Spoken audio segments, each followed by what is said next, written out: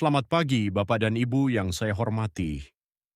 Perkenalkan, kami dari tim peneliti Universitas Ngudi Waluyo akan mempresentasikan hasil penelitian kami yang berjudul Pengaruh Pengungkapan Emisi Karbon, Ekoefisiensi, dan Inovasi Hijau terhadap Nilai Perusahaan pada Perusahaan Sektor Energi di Indonesia. Penelitian ini telah dipublikasikan pada Jurnal Dinamika Akuntansi, Keuangan, dan Perbankan, Universitas di Kubang, volume 15 nomor 1, Mei 2026. Tim peneliti kami terdiri dari Arda Raditya Tantra, Bulan Karima Nurani, dan Dewi Ariani dari Program Studi Akuntansi Perpajakan, Universitas Ngudi Waluyo, Kabupaten Semarang, Jawa Tengah. Mengapa topik ini penting untuk dibahas? Nilai perusahaan adalah cerminan bagaimana pasar menilai prospek jangka panjang sebuah perusahaan, bukan hanya kondisi keuangannya hari ini. Nah, sektor energi Indonesia punya cerita yang menarik sekaligus menantang. Di satu sisi, sektor ini sempat terpuruk saat pandemi, indeksnya turun hingga 26,5% di tahun 2020. Namun kemudian rebound tajam, bahkan beberapa emiten energi mencatat kenaikan harga saham di atas 1.500% pada tahun 2022. Di sisi lain, sektor energi juga tercatat sebagai penyumbang emisi karbon dioksida terbesar secara global, dengan kontribusi Indonesia sekitar 2,3% dari total emisi dunia. Tekanan ini semakin nyata dengan adanya komitmen Indonesia menuju net zero emission pada tahun 2060, serta lonjakan investasi energi bersih yang mencapai 3,6 miliar dolar Amerika pada tahun 2023. Kondisi inilah yang melahirkan pertanyaan besar kami, apakah upaya keberlanjutan yang dilakukan perusahaan energi, mulai dari transparansi emisi, efisiensi lingkungan, hingga inovasi hijau, benar-benar dihargai oleh pasar modal, ataukah sekadar formalitas pelaporan yang belum tentu memengaruhi valuasi perusahaan? Berdasarkan latar belakang tadi, penelitian ini merumuskan 3 pertanyaan utama. Pertama, apakah pengungkapan emisi karbon atau Carbon Emission Disclosure berpengaruh signifikan terhadap nilai perusahaan sektor energi? Kedua, apakah penerapan ekoefisiensi memberikan pengaruh yang positif dan terukur terhadap peningkatan nilai perusahaan? Ketiga, apakah green innovation atau inovasi hijau yang dilakukan perusahaan energi mampu secara efektif mendorong pertumbuhan nilai perusahaan? Dari 3 pertanyaan ini, tujuan penelitian kami cukup jelas, menguji secara empiris pengaruh ke 3 dimensi keberlanjutan tersebut, baik secara parsial maupun simultan, terhadap nilai perusahaan pada perusahaan sektor energi yang terdaftar di Bursa Efek Indonesia selama periode 2022 hingga 2024. Sekarang, bagaimana kami menjawab pertanyaan-pertanyaan tersebut secara metodologis? Penelitian ini bersifat kuantitatif, menggunakan data sekunder yang bersumber dari laporan tahunan dan laporan keberlanjutan perusahaan yang kami akses melalui situs resmi Bursa Efek Indonesia dan situs masing-masing perusahaan sampel. Nilai perusahaan sebagai variabel dependen kami ukur menggunakan rasio Tobin-Skew, karena rasio ini mencerminkan persepsi pasar terhadap keseluruhan aset perusahaan, bukan hanya ekuitas, tapi juga utang. Untuk variabel independen, Carbon Emission Disclosure kami ukur berdasarkan indeks Carbon Disclosure Project dengan 18 item pengungkapan di 5 kategori, mulai dari perubahan iklim, emisi gas rumah kaca, konsumsi energi, strategi pengurangan emisi, hingga akuntabilitas tata kelola. Ekoefisiensi kami ukur dari kepemilikan sertifikasi ISO 14001. Dan Green Innovation kami ukur dari 4 indikator kerangka OECD, meliputi teknologi hemat energi, produk ramah lingkungan, kemasan berkelanjutan, serta penggunaan bahan daur ulang. Metode analisis yang kami gunakan adalah regresi data panel dengan model fixed effect diolah menggunakan software eViews. Untuk populasi dan sampel, objek penelitian kami adalah seluruh perusahaan sektor energi yang terdaftar di Bursa Efek Indonesia selama periode 2022 sampai 2024. Kami menggunakan teknik purposive sampling dengan 3 kriteria. Perusahaan harus terdaftar berturut-turut di BEE sepanjang periode tersebut, menerbitkan laporan tahunan lengkap, dan mengungkapkan minimal 1 item carbon emission disclosure secara konsisten. Dari total 82 perusahaan sektor energi yang terdaftar, setelah melalui proses seleksi bertahap, kami memperoleh 26 perusahaan yang memenuhi seluruh kriteria. Dengan periode pengamatan 3 tahun, ini menghasilkan total 78 observasi data panel, kombinasi antara data cross-section 26 perusahaan dengan data time series 3 tahun. Model penelitian ini cukup sederhana secara struktur, namun kaya secara implikasi teoretis.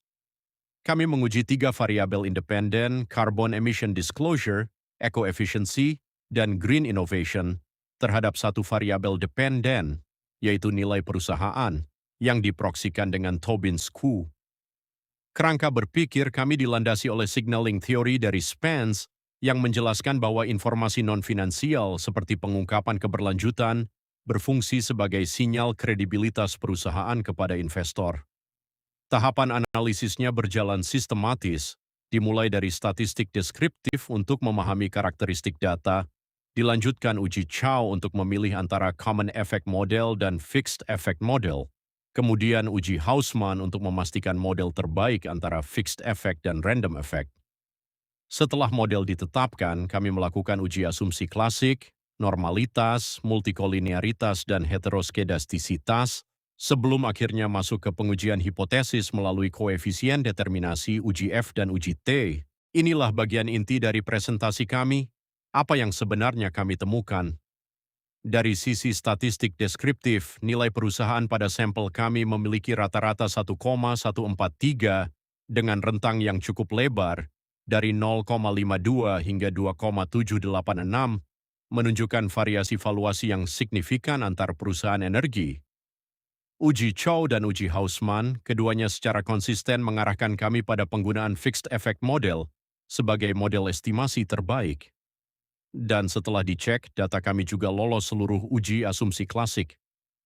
Residual terdistribusi normal, tidak ada multikolinearitas, dan tidak ada heteroskedastisitas.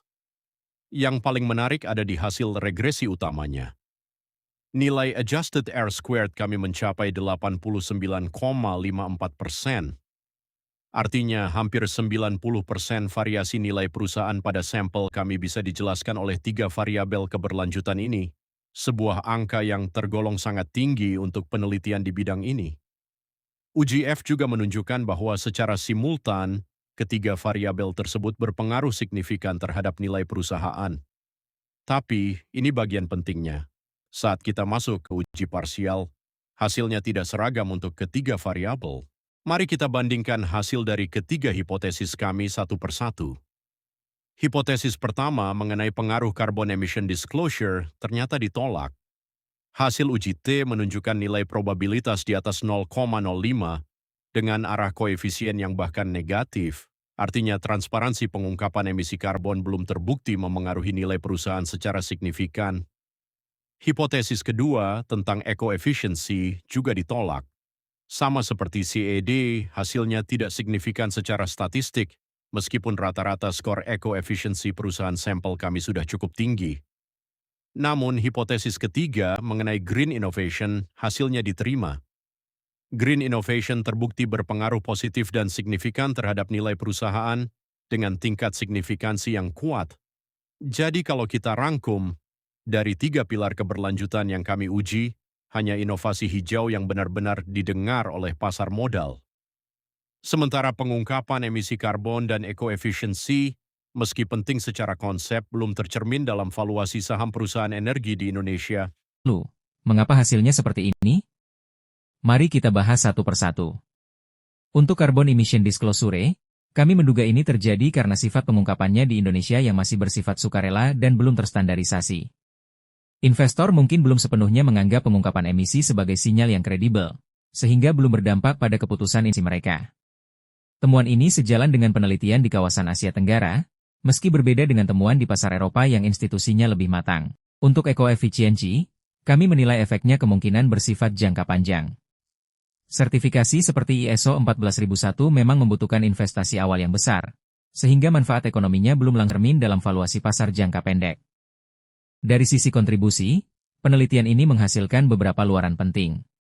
Secara akademik, penelitian ini memperkaya literatur pasar modal Indonesia dengan mengintegrasikan 3 dimensi keberlanjutan sekaligus dalam satu model, sesuatu yang jarang dilakukan penelitian sebelumnya yang umumnya menguji variabel secara terpisah, atau di sektor lain di luar energi.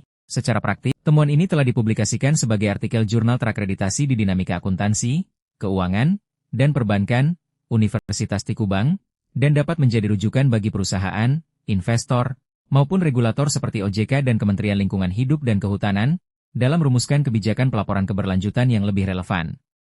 Sebagai penutup pembahasan, izinkan kami merangkum 3 kesimpulan utama. 1. Secara simultan, Carbon Emission Disclosure, Eco-Efficiency, dan Green Innovation terbukti berpengaruh signifikan terhadap nilai perusahaan sektor energi di Indonesia. 2. Secara parsial, hanya Green Innovation yang berpengaruh signifikan. Carbon Emission Disclosure dan Eco-Efficiency belum menunjukkan pengaruh yang signifikan pada periode pengamatan ini. 3. Temuan ini mengindikasikan bahwa investor Indonesia saat ini menilai inovasi ramah lingkungan sebagai faktor strategis, sementara praktik pengungkapan dan efisiensi lingkungan lainnya belum sepenuhnya menjadi pertimbangan utama dalam penilaian perusahaan. Penelitian ini tentu memiliki keterbatasan, terutama pada proksi variabel yang digunakan, periode pengamatan yang relatif singkat, serta fokus pada satu sektor industri saja. Karena itu, untuk rencana lanjutan, kami menyarankan penelitian mendatang memperpanjang periode observasi menjadi 5 hingga 7 tahun, memperluas objek ke sektor lain, menggunakan indikator keberlanjutan yang lebih komprehensif, serta mempertimbangkan variabel moderasi atau mediasi untuk memahami mekanisme penciptaan nilai secara lebih utuh. Demikian presentasi hasil penelitian kami mengenai pengaruh keberlanjutan terhadap nilai perusahaan sektor energi di Indonesia. Kesimpulannya sederhana namun penting. Bukan sekadar melaporkan atau bersertifikat, tapi berinovasi secara nyata, itulah yang benar-benar dihargai pasar modal Indonesia hari ini. Terima kasih atas perhatian Bapak Ibu sekalian. Kami membuka ruang diskusi apabila ada pertanyaan atau masukan terkait penelitian ini.